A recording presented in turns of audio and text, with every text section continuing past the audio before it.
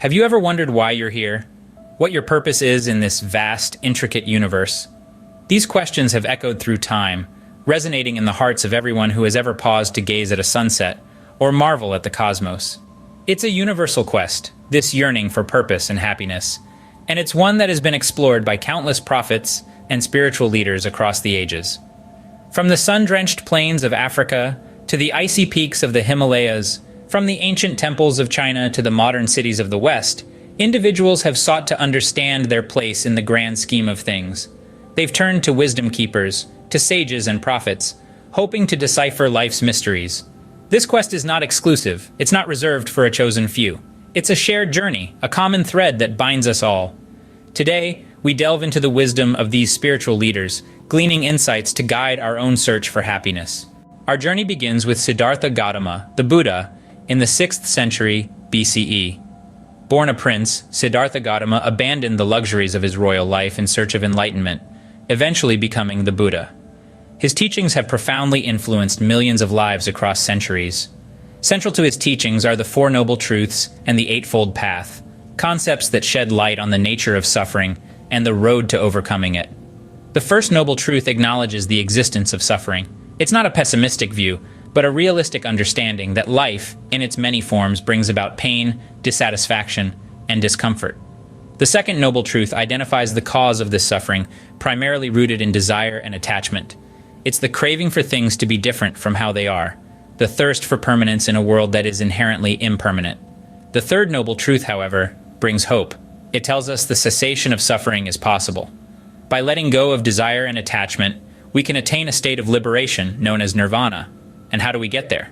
That's where the fourth noble truth comes in, the path leading to the cessation of suffering, also known as the Eightfold Path. The Eightfold Path is a guide to ethical and mindful living. Right understanding, right thought, right speech, right action, right livelihood, right effort, right mindfulness, and right concentration. These are not commandments, but principles meant to foster wisdom, ethical conduct, and mental discipline.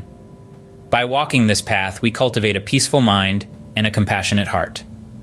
Buddha's teachings emphasize that happiness isn't a destination to reach, but a way of traveling. It's about finding peace within ourselves, regardless of the external circumstances. It's about understanding that we are the architects of our joy and suffering. Buddha taught us that happiness comes from within, not from external circumstances. It's a profound realization that can transform our lives, allowing us to navigate the turbulent seas of existence with grace and equanimity. Now let's travel to ancient China to explore the wisdom of Confucius. Born in the 6th century BCE, around the same time as Buddha, Confucius was a philosopher, teacher, and political figure whose teachings continue to shape Chinese society and beyond.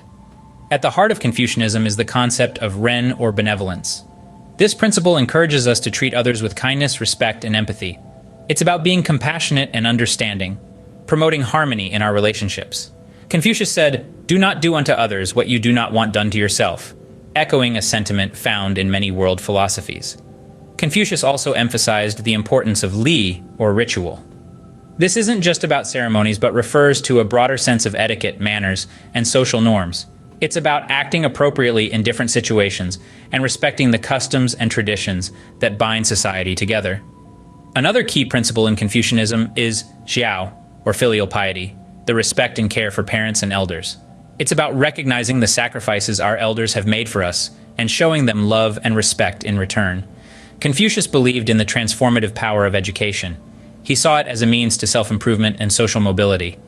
By learning, we not only enrich our minds, but also cultivate our character. Confucius's teachings remind us that happiness comes from leading a virtuous life, respecting others, and continually learning. From Confucius, we learn that our actions and interactions can significantly impact our happiness. CTA, if you're still watching, please subscribe and join our community. Don't forget to like the video and comment on your thoughts to help us all engage better with each other. Fast forward several centuries to the teachings of Jesus Christ. Now let's take a dive into the teachings of Jesus Christ. Born in Bethlehem, Jesus is a revered figure in Christianity, but his teachings hold universal appeal due to their emphasis on love, forgiveness, and humility. At the heart of Jesus' teachings is the commandment of love. He taught his followers to love one another as I have loved you. This love is not limited to family and friends, but extends to everyone, even those who may have wronged us. It's a love that sees beyond faults and differences, a love that is unconditional and all-encompassing. Jesus' teachings also underscore the power of forgiveness. He urged his followers to forgive not just once, but 70 times 7, implying an unlimited forgiveness. This act of forgiveness does not merely release the offender from their wrongdoings, but it also liberates the one who forgives from resentment and anger. It's a healing balm for the soul, allowing us to move forward with a clear heart. Humility is another cornerstone in Jesus' teachings. In a world where power and prestige are often pursued, Jesus taught that the last shall be first and the first last. He encouraged his followers to be humble, to serve others rather than seek to be served. This humility is not about belittling oneself, but about recognizing the inherent dignity in all and treating everyone with respect.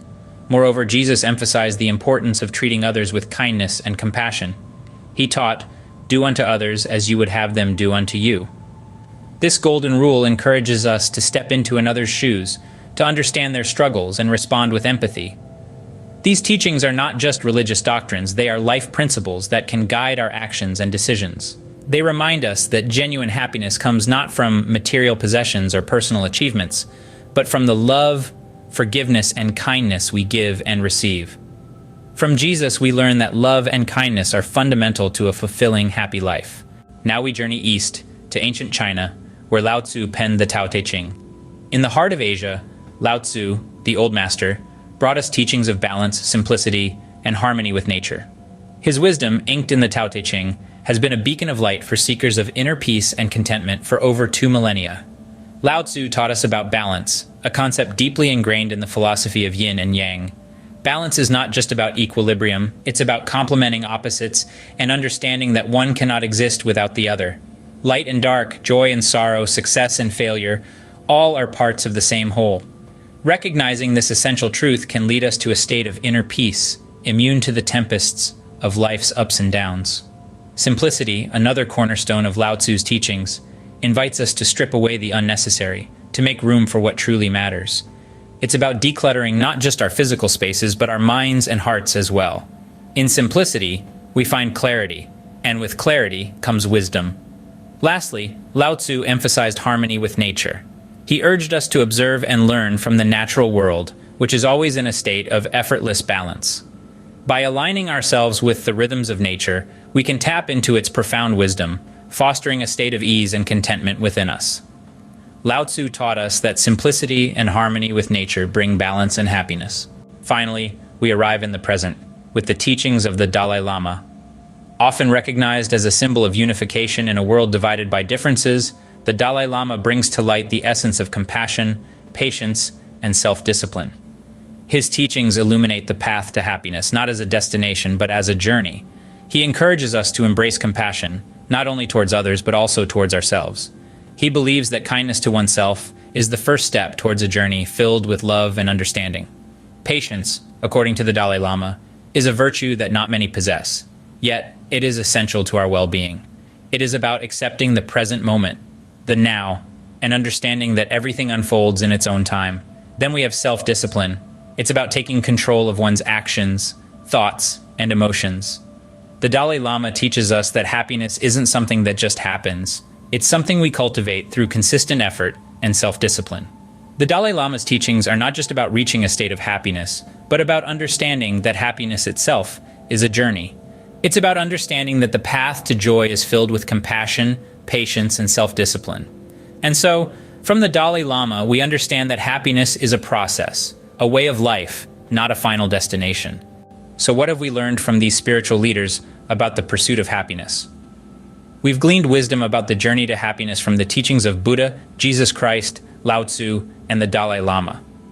Each of these spiritual leaders, though from different times and places, share a common thread of insight. Their teachings, though diverse, converge on some fundamental truths about the pursuit of happiness. From Buddha, we've learned about the power of inner peace. He taught us that by silencing the mind and fostering a deep sense of inner calm, we can achieve a state of contentment that is independent of external circumstances. This tranquility isn't a passive state, but an active process of letting go of attachments and desires that cause suffering. Jesus Christ emphasized the power of love. He urged us to love our neighbors as ourselves. This love isn't just an emotion, but a way of being that involves empathy, understanding, and selflessness. It's about recognizing the inherent worth of every individual, and treating others with kindness and respect. Lao Tzu, the ancient Chinese philosopher, taught us about the virtue of simplicity. He showed us that happiness doesn't come from accumulating possessions or achieving status, but from living a life that's in harmony with nature and our true selves. The Dalai Lama reminds us that life is a journey.